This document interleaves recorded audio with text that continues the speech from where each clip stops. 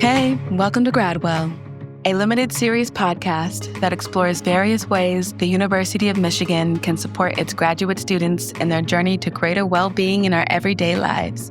Brought to you by Rackham Graduate School. This season, we'll be talking to members of our academic community whose research intersects various dimensions of well-being. I'm Sam Hobson, a Ph.D. candidate and a GSSA in Rackham's Professional Development and Engagement Office. My fellow grad students, it's time we start placing as much importance on ourselves as we do our work. You're worth the effort. It's kind of like self-compassion is kind of like that nurturing friend, and academic self-efficacy is like that other friend who reminds you, you know what? You are all of that and a bag of chips. Hello. Today's resource is Dianna Alvarado, a Ph.D. candidate in personality and social context psychology. We're going to be highlighting Dianna's work on the protective strategies that can help mitigate the effects of imposterism as the second half of our segment on the imposter phenomenon, diving deeper into the intersections of the intellectual and professional dimensions of well-being. I am very excited to have y'all with Dianna and me today. All right, let's get started. Dianna Alvarado, she, her, is a fourth-year Ph.D. candidate in psychology, specifically in the area of personality and social context. Her research focuses on how students from marginalized backgrounds navigate challenges such as the imposter phenomenon and institutional barriers, and how cultural assets can help them thrive in higher education. Dianna currently serves as Vice President of Puentes, a Michigan graduate student organization focused on fostering community and professional development among Latinx scholars. After completing her graduate training, she aspires to become faculty at a Hispanic-Serving Institution, where she hopes to mentor and train the next generation of scientists. Hi, Dianna. Hi, thank you so much for having me. I am so excited to have you here today. So, last episode, I spoke with your colleague Danielle Rosenskruggs about the specifics of the imposter phenomenon in higher education. Dianna, what is your work specifically about? Yeah, so my work examines how students navigate imposter feelings and the strategies they use to protect themselves from the harmful effect of the imposter phenomenon. So I focus on highlighting assets rather than deficits and exploring what helps minoritized students not only survive, but truly thrive in academic spaces. Particularly, I study what I call protective strategies. So those are the tools, the mindsets, and the support that empower students to succeed in environments that historically weren't designed with them in mind. So these strategies often serve as a form of resistance, allowing students to maintain their well-being and agency while pursuing their academic and educational goals. Dianna, how did you get into this work? So actually, it's kind of a funny story. And I love sharing it because it shows how everyday interactions can spark those like aha moments for researchers. So my advisor studies imposter phenomenon pretty extensively, and I had an initial interest in it as well. And I thought, oh yeah, I've experienced that a few times here and there, as any graduate student. As I was diving into the literature, I casually mentioned imposter feelings, to one of my undergraduate students. And I remember her just stopping and then looking at me and asking, so what can I do when I feel like that? Like, what do I do about it? That question completely stopped me in my tracks because I realized I didn't have a great answer. And when I looked at the research, there wasn't a lot out there on how to actually combat imposter phenomenon, especially for minoritized students. So as someone who studies barriers to student success, I wanted to shift the focus on how students can thrive, not just what holds them back. And so that's what led me to start looking at what I call protective strategies, or the tools and support students can use to navigate imposter feelings and succeed in spaces that can feel unwelcoming sometimes. And of course, one size doesn't fit all. So the literature on imposter phenomenon for students of color and other minoritized groups is pretty limited.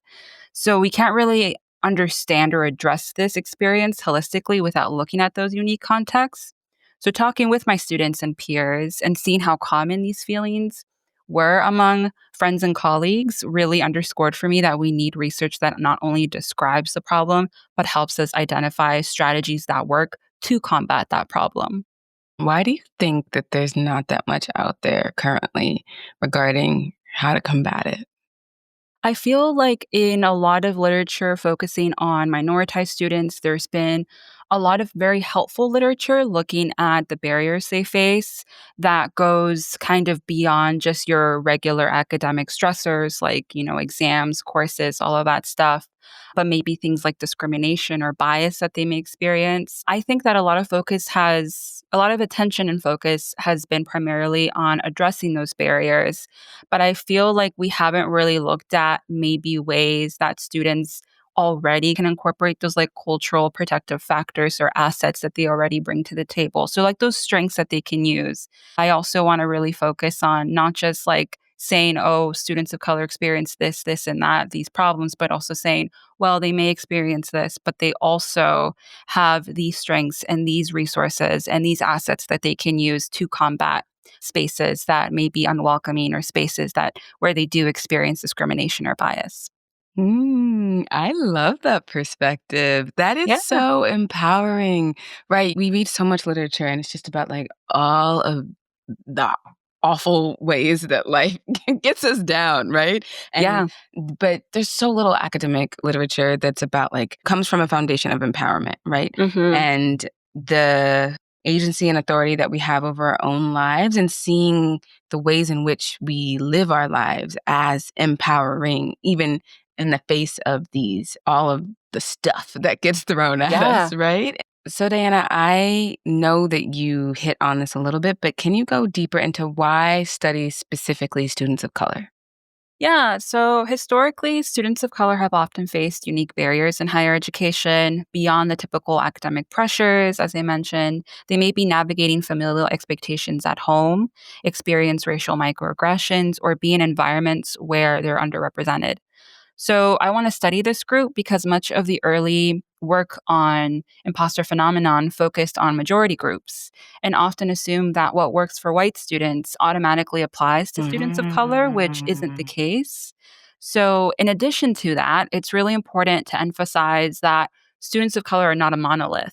And there's a lot of diversity even within the group, students of color, or even within racial ethnic groups. So, they come from incredibly diverse cultural and socioeconomic and family backgrounds, which means that their experiences and the strategies they use to navigate higher education are not a one size fit all type of scenario.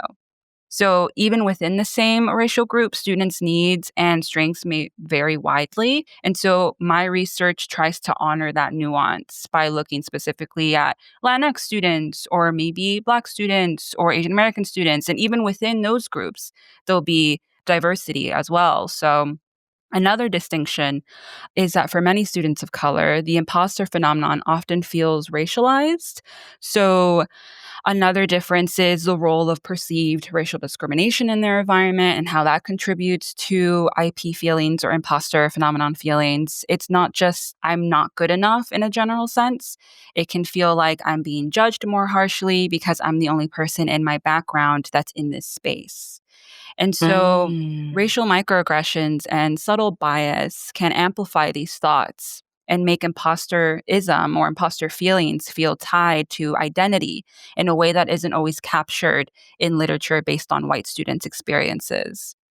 And don't get me wrong, the initial literature has been very helpful in understanding IP or imposter phenomenon, but it's also important to note how imposter phenomenon may manifest in different racial ethnic groups because differences in culture play a role as well. So, for example, while building confidence is important for everyone, for Latinx students specifically, they might benefit from connecting to a sense of purpose or seeing their success as tied to supporting their families or communities. So, traditional imposter literature often focuses on individual traits, but with students of color who often Mm. come from collectivistic cultures, it's better to focus on that collective success and ways of healing that kind of introduces a more collectivistic approach for students and navigating those imposter feelings.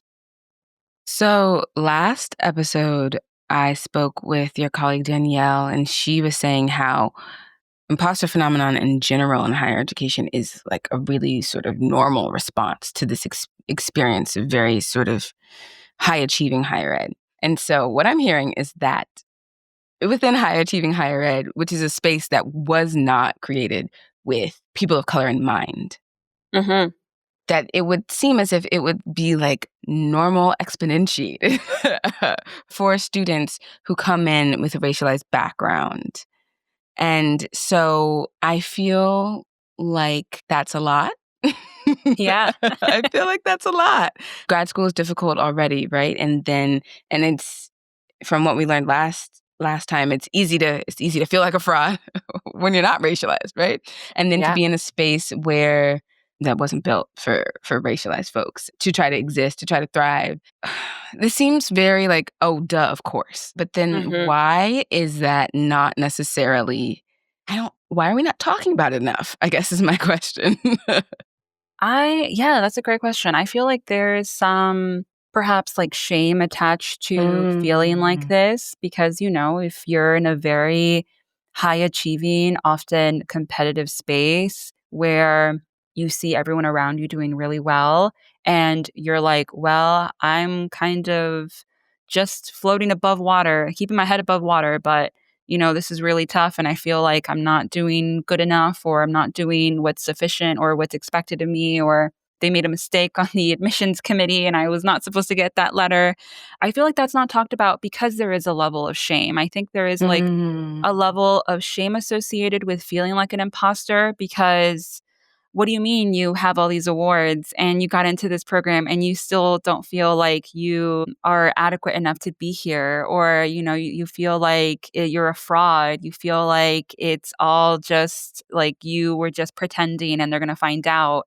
Yeah. So the shame is definitely there. And with being in spaces where sometimes egos can run a little high and you don't want to really be vulnerable in a space, in an environment that prizes and prioritizes that academic success, students getting grants, students getting awards. And for someone to feel like that, it's kind of like, well, you're still doing really well anyway. So just, hide it under the rug and you'll be fine. You'll just keep going. I feel like it's very much an institutional kind of atmosphere that kind of drives it. And it sucks that it happens. And I wish that more faculty would kind of talk about it in departments too, because I feel like there's a lot of like where even when I tell my undergraduate students about it, they're like, wow, I've been experiencing that. This is the first time I like knew there was a name associated with that feeling. I think institutions, specifically departments and faculty, need to do their task, I would say, is to name it, name the feelings. And it would be very validating for faculty even to share their setbacks and the times that they failed and been like, you know what? There was a time that I failed something. I felt like an imposter. I wasn't doing well, or maybe I was doing really well and I still felt like an imposter. And I overcame it by doing X, Y, and Z, or, I persevered, I persisted in my program, and now I'm here. And so that would be kind of nice to humanize departments in that way or faculty in that way, because it is very common with high achieving people that have a very great track record of doing well academically, but still that doubt creeps in. And so, having someone that's already been through the process, like a mentor, a faculty member, someone like I guess older than you kind of talk about it feels like validating and kind of helps to not have so much shame around it because then it doesn't make you feel like you're the only one experiencing this. Yeah, I can totally get behind that. What really stood out to me is when you mentioned that this requires a level of vulnerability, right? Yeah. And that's hard. That's hard, Hmm. particularly in a space where, like, you're not supposed to be vulnerable. We're only supposed to be intellectual. Vulnerability doesn't exist here, right? And Right, so, right. this seems very like, sort of oxymoronic to recognize that perhaps in order to thrive, we have to engage in behaviors that we're told explicitly and implicitly, but also like explicitly that like these are not the behaviors that you engage in here. How do you fight past that in order to get to like your highest potential? And feels really kind of like we're set up for failure a little bit. Almost, right? Yeah. Yeah. Yeah. That just it sounds really there's just so much energetic stuff that is happening within our programs that we have to navigate in order to really, because we want to thrive, right? We're not just here to survive and like get through. We want to like do Yes. well and feel good while we do it. Yes. And Thriving. Hmm. yeah, and that feels like it takes more work than I wish that than I wish it would. Yeah, it does feel like that. It's like, well, on top of all the actual like academic work I have to do, I have to make sure I'm still having fun and being human, you know? Yeah. Yeah. But it Yeah. is something that I wish institutions would prioritize more. But if they're not going to do it, then we as students can at least try to do it for ourselves because at the end of the day, we just got us.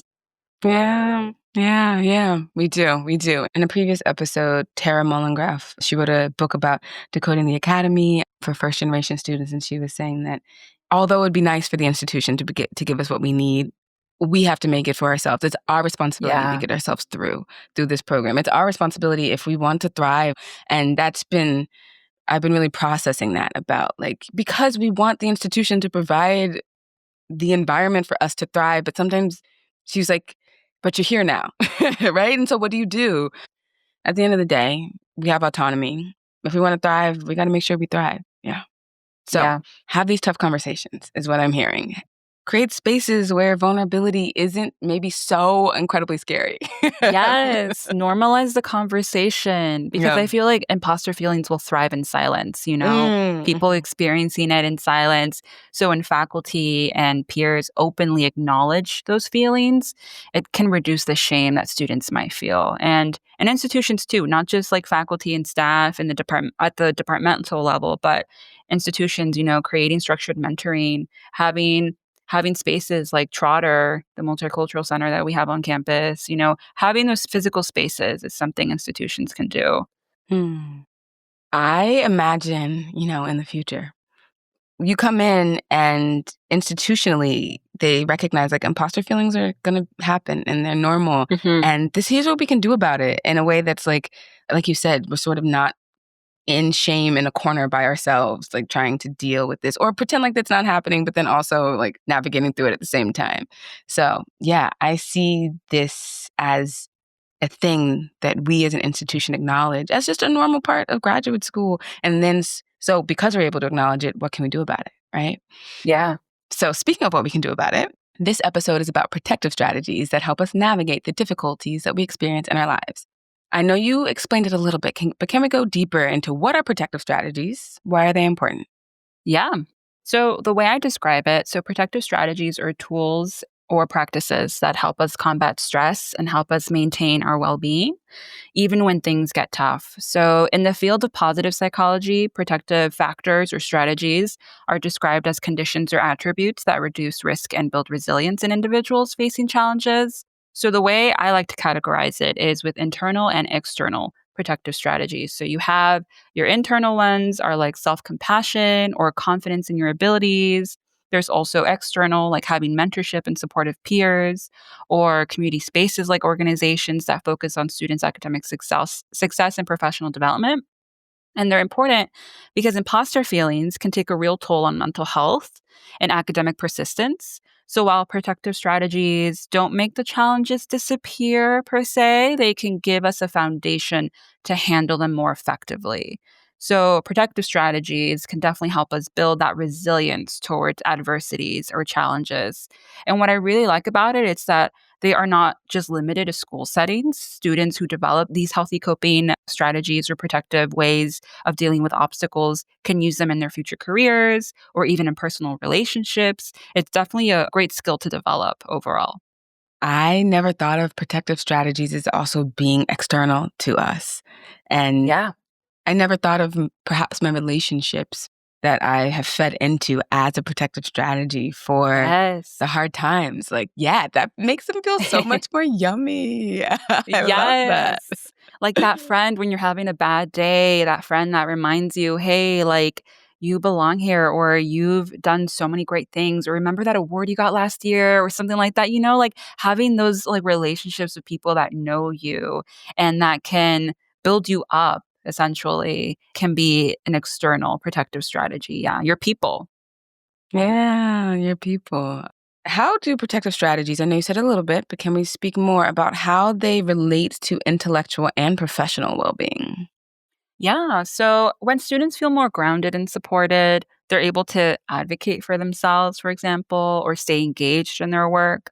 So that's huge for professional development because so much of the success in academia depend on things like networking or applying to opportunities or sharing your work publicly. And those are things that imposter feelings often make people shy away from because of the doubt that they may hold. And so protective strategies like self-compassion or academic self-efficacy can interrupt that cycle. So, self compassion can help students recover from setbacks without internalizing them as proof that they don't belong. And self efficacy can help students trust their skills enough to pursue challenging opportunities. So, together, it really, with these supports, they can even very capable students can burn out and withdraw from opportunities and avoid spaces where they might grow. So simply because they have these self-doubts. So protective strategies can give them the tools to stay engaged and to thrive, even in environments that sometimes can feel competitive or isolating. Yeah, that makes sense. I really like the framing of them as protective strategies rather than sort of like coping mechanisms. I know coping feels as if we are, again, sort of surviving, and protective feels really empowering, as if, like you said, we are cultivating an environment in which we're able to thrive. And Diana, in your research, you found that self compassion and academic self efficacy are protective strategies that helped your participants mitigate experiences of imposterism. I know you just established it, but I really want us to flag our brains to like listen in. What is self-compassion? What is academic self-efficacy? And how do we cultivate these things for ourselves? So, the definition of self compassion that I use is more psychology oriented and derives from psychologist Dr. Kristen Neff. So, it describes a practice of treating yourself with kindness, and especially when you make mistakes or feel like you're falling short. Instead of using harsh criticism, you acknowledge your humanity. You're learning just like everyone else. And another component that I really like about it is considering both the good experience and the hard or bad experiences as part of the overall human experience. So bad things will happen in life, good things will happen in life. You take them both. So you take into account that even through hard times, you can show yourself kindness and show yourself compassion. And this can look different depending on what you prefer. For some people, it's practicing meditation or mindfulness practices. Others turn to journaling.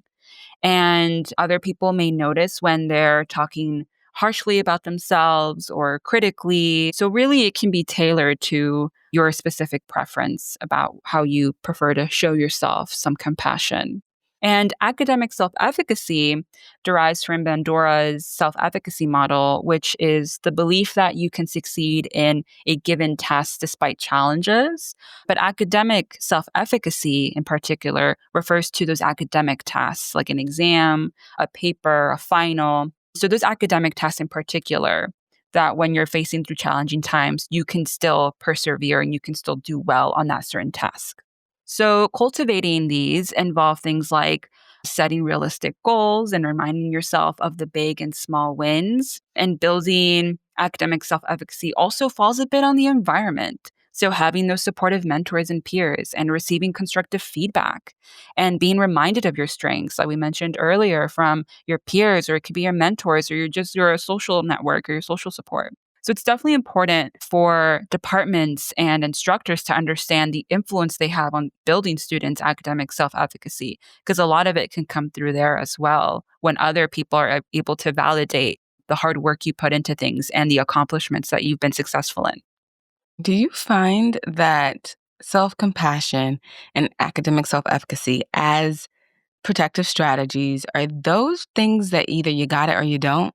Oh, no, definitely not. It's very much growth mindset type of thing. Like, you Mm. can definitely build on it. You can definitely grow more in your self compassion. Maybe some people innately just practice it because maybe in their family it was something that was practiced. A lot of people may practice it and they don't even know that they're practicing self compassion. I would tell my friends at the beginning of grad school, one of the things I want to do is to give myself grace, is to show myself some grace when I make mistakes because I'm human and I was a first year and I was, like mistakes might happen because again, I'm a human being.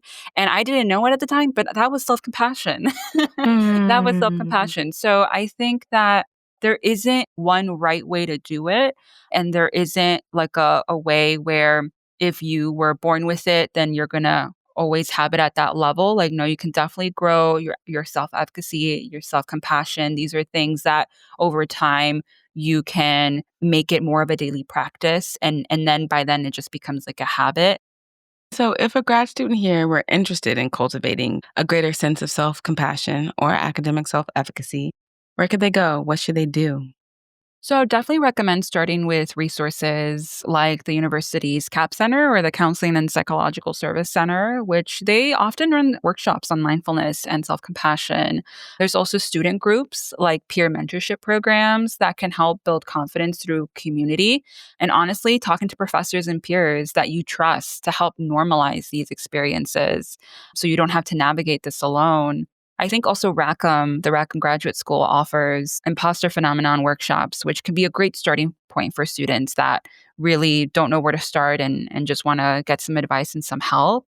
And of course, I wouldn't be a true psychologist if I didn't mention therapy. So I'm not clinically trained. So please take this advice as my general opinion. But therapy might be a great option to kind of reflect on your experiences and engage in a more guided conversation about what you're experiencing and how it's affecting your daily life. Or if someone just wants to get more into mindfulness and more into like meditation practices. So I definitely recommend giving therapy a try. So, self compassion is meditation, mindfulness, being kinder to ourselves. Academic self efficacy is being able to address challenges that we maybe break down the challenges that we experience into more manageable and easier tasks academically. How does that help with imposter phenomenon? Yeah. So when experiencing imposter feelings, you can feel there's an association of experiencing imposter feelings with depressive symptoms and anxiety symptoms. So it kind of creates it gives you stress basically. So experiencing imposter feelings can give you that stress. And so when you're feeling like you are a fraud and that you don't belong in those spaces, self compassion can be a great reminder of telling you, well, maybe you're being very critical of yourself and you're not evaluating all the growth and all the achievements you've had so far. Even if you feel like a fraud or you feel like a fake and you feel like someone's going to find out, self compassion can be a great reminder for students to not focus on just the negative, but also the positive and see it from another perspective of maybe some things I'm not really good at, but I'm learning. That's why I'm a graduate student, not a Mm. graduate master. I I might not be an expert yet. And you know what? Even experts in the field might feel a little bit like that too, a little bit of imposter feelings. But I think self compassion is a great way to use that as a practice to be like, I'm a student, I'm learning. If I make mistakes, that's okay because I'm human. And academic self efficacy, kind of on the other side a little bit, but academic self efficacy is more like that belief like, okay, I have an exam coming up, I have my candidacy exam coming up, or I have that final paper due. If I start on it like a month early and just work at it bit by bit, I can get this done. I can do this. Or I start studying a few months before my exams, I can do this, I can finish it and do it well. And so academic self efficacy serves kind of as like that cheerleader within you that can be like, you know what, you can do this hard thing. And those imposter feelings that kind of point at the doubt and be like, you can't do this because you weren't supposed to be in this space to begin with. You're not good at this. People are going to find out you're bad. Academic self efficacy can come in and be like, wait, wait, wait. You're actually really good at this. You can do this. This, like, you have done it before and you can do it again. So that's what I really like. It's kind of like self compassion is kind of like that nurturing friend, and academic self efficacy is like that other friend who reminds you, you know what? You are all of that. and a bag of chips. Like, you really are like that girl. You really are that star. So that's kind of the way I see it, like two, no, I wouldn't say opposite sides of the spectrum, but they very much complement each other in that way. Love that. I do. I do. What I'm hearing is that there are these positive voices in your head Right. that are combating this very critical, not based in reality voice that we tend to allow to whisper in the background constantly. If you're me, Yeah. at least.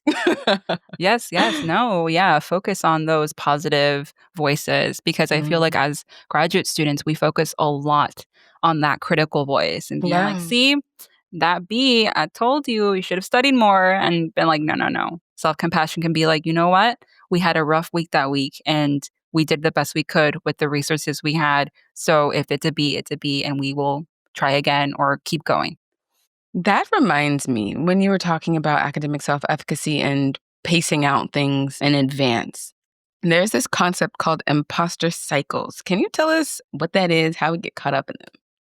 So for me, imposterism has shown up in like subtle ways. So, like hesitating to apply for awards or grants because I assume that I'm not good enough to receive it. And so, over time, I've realized that those thoughts don't mean that I'm incapable. They're really just a reflection of the competitive and sometimes isolating environments we're in. And on the flip side, even when I do apply for something and get it, my mind will still try to downplay the success. And I'll think, maybe they sent that notification by mistake. And it's that constant tendency to question or minimize achievements, even when the evidence shows that I've earned them. And these feelings often follow what researchers call the imposter cycle. So it starts when you face a new challenge, like let's say you have to do a presentation or you have to write a big paper. So that can trigger anxiety and self doubt. And some people cope by over preparing, working excessively for hours on end to prove themselves that they can do this and do it well, while others procrastinate out of fear. And I am definitely on the procrastination side. Either way, when the task does get done, you might feel temporary relief, but instead of seeing your success as evidence of your ability, you attribute it to luck or overwork, or it's like, oh, it's because I spent so many hours on it. That's why it was good. Or it's because it was just luck this time that, it worked out. And that sets up the next cycle. Because the next time something happens like that, the same thing. You'll either over prepare or you procrastinate out of fear. And so that's when the doubt just starts all over again. And it's taken some time of understanding that pattern that has helped me notice when I'm in it. And instead of overworking or spiraling, I can pause and take a mindful moment and remind myself that the work I do is important and I'm capable of doing a good job. And that's like where the academic self efficacy kind of joins the gang and is like, you can do this. You just pace yourself, work at it bit by bit. I feel like as graduate students, our research can take a while and we might feel like a lot of progress isn't being made. And so having those like small wins too has helped me a lot, kind of thinking about those big and small wins. Diana, I really appreciate you sharing your vulnerability with us of how imposterism has shown up in your life. May I ask you to be a little bit more vulnerable with us and share how you practice cultivating your own protective strategies against imposterism? So I'd say that for self compassion, I like to practice reminding myself that this whole grad school experience will have some good times and I'll have some tough times. But through it all, I'm going to be kind to myself. And something that kind of keeps me grounded is knowing, well, sometimes, the world can already be a pretty harsh and competitive place. So at least for me, I'm going to show myself some love. And I know it sounds very like, oh my gosh, very hippie and very like, okay, you're going to show yourself some love, I guess. But this is legit rooted in research. Like, this is like, Mhm. even if it feels like this is all rainbows and butterflies, very bubbly, it really does help to just show yourself some grace, show yourself some love. And for academic self efficacy, I celebrate progress, whether it's big or small. If I cleaned my inbox, I had a bunch of emails, I cleaned my inbox, I sent a bunch of emails, yay. If I submitted a grant Mhm. application, yay. If I passed my candidacy exam, big yay. And I'm not big on journaling through words. I'm not. I really can't sit and journal. It's not for me, and that's okay. But I do take pictures and I'll take screenshots of wins. So by the end of the year, I have a little, I guess, photo journal. I'm sure there's probably a better word for that, but it will be like my own little journal of all the good things that happened throughout the year to kind of remind myself of those wins, big or small. I love that. Oh my gosh, I want a photo journal. Yeah. I do something similar, but as I am a big journaler. So I do the words with the writing. And at the end of every month, I will write down all of my accomplishments, big Oh, that's and small. amazing. Like Yes. even the smallest thing of like, yo, I like meal prep like 7 times this month. Yes. And you You can know and what it I mean? doesn't even have to be academic things. Yeah, Right. that's Yeah. amazing. Yeah, it can be personal things, things that you felt like you've been not prioritizing for a long time. For me, it was health at one point, like my physical health, and so I was like, I went to a Pilates class last week. That is amazing. I'm going to take a picture. And so months from now, when I see it again, I'm like, wow, I'm really proud of her. She did that. So it's those small wins that really do Yeah. build up. Yes, I've really found that like expanding my, I guess, academic self efficacy beyond academics has really helped me in an academic space of recognizing, I guess, myself as a whole person. And so Yes. how I show up for myself in all of the ways also supports how I show up for myself in my program. And so, like Yes. you said, like I went to Pilates class, like that's definitely getting written down. And then at the Yeah. end, every month, you're like, wow.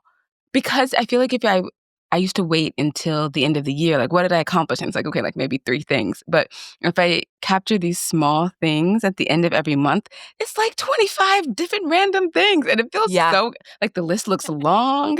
It feels so good. And then at the end Yes. of the Yeah. year, I have like a bajillion random things that I did that I felt really good about. And celebrating those helps me sit in that energy of celebration rather than lack, which is Yeah. really Yeah. easy to Yeah. creep up. Yeah.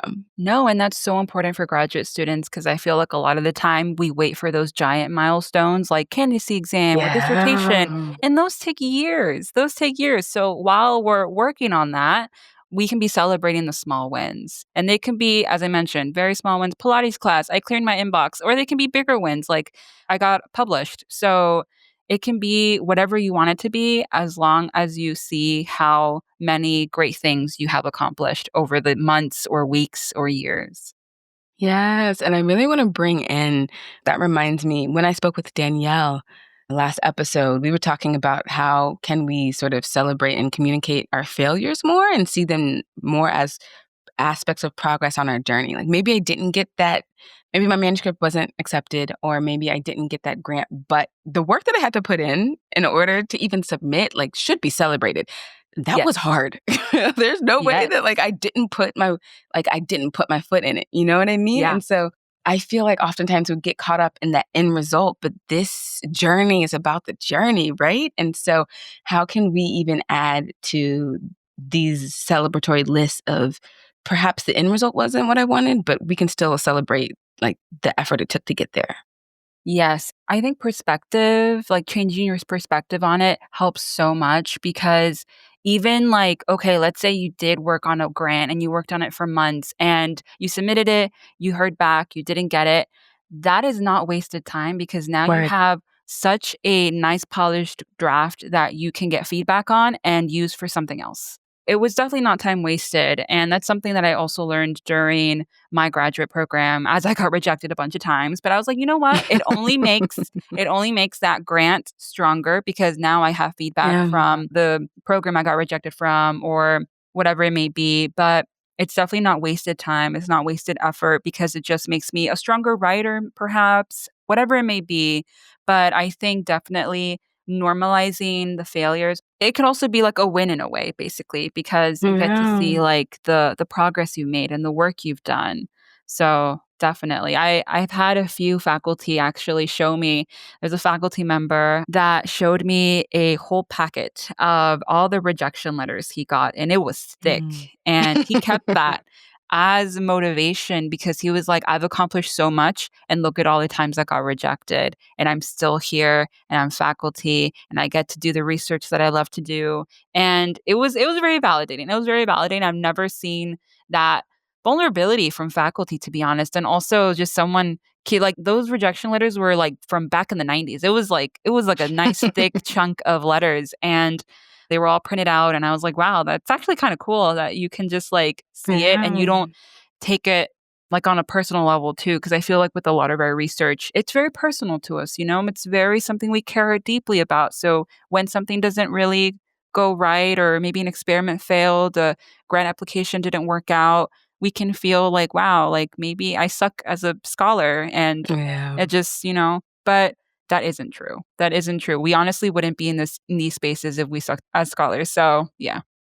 Yeah, yeah. I think there's just like a lack of perspective that failure is a part of the process and Yeah. of like scholarship, right? That it is, Yes. you're not doing right if you're not failing, right? Like, I feel like things aren't Yeah. going well. If you in your whole time as a graduate student never made a mistake, I would actually be concerned because Right. what do you mean? Maybe you're not human. That would be interesting. Yeah. Yeah. And so perhaps maybe we can, like you said, a change in perspective. Maybe we can change a perspective from like failures to maybe like redirections, right? Like this is Yes. where we thought we were supposed to go. We've actually been redirected to a different route or a different sort of trajectory, but that doesn't mean that whatever that experience was a failure, but just Yeah. a shift. Yeah. Yeah. Yeah. Okay, Diana, before we go, is there anything else you'd like to add? Yeah. So while it's unfortunate that imposter feelings are incredibly common, I guess kind of taking a perspective shift to it and on a positive note, you're not alone if you experience them. So it's not just like there's a problem with you, it's more of the environment that may be fueling those imposter feelings because they could be incredibly competitive. You might be the only person from your background that looks like you that's in that space. And while it's important to develop those strategies to navigate those imposter feelings, it's equally important to remember that your presence in academia is not a mistake and your perspective is valuable and the research we do here is important and there are communities and resources that are here to help you thrive. It's just a matter of finding your people and finding those, as I mentioned earlier, those like cheerleaders, right, that can be there to remind you of the good times and can be there to support you during the hard times as well. So just matter of finding your people and knowing that you're not alone if you do feel like an imposter from time to time. And to sometimes, a little vulnerability can go a long way.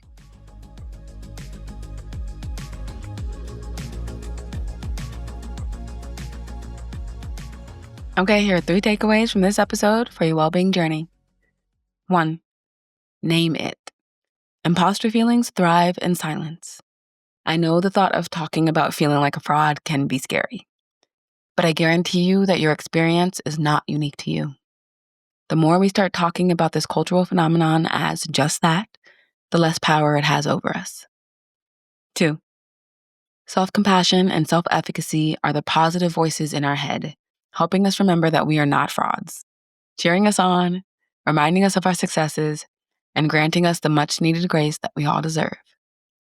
These protective strategies are simply habits, and habits can be built. And 3, protective strategies help give us the foundation to handle all the challenges of graduate school more effectively. They help us manage risk and build resilience in not just academic spaces, but in all parts of our lives. You're definitely already engaging in protective strategies. The more you honor them, the more they can grow. Check out our website for all of the resources Diana mentioned and more at rackham.umich.edu/Gradwell. You can reach out to Diana with any questions that you have at adiana@umich.edu. You can contact us about the podcast at rackhampdeworkshops@umich.edu. And make sure to join us next time when I speak with Sung-Hyung Hong, Ph.D. candidate in social work and developmental psychology, about what it looks like to frame our resilience through a strength-based framework. I'll see you then. Hey, hardworking grad student. Thank you for tuning into Gradwell. I hope you can take something away from this episode with you. If you like what you heard, be sure to write a review, like, and subscribe wherever you get your podcasts. For more information, check us out on social at Humanish Grad School.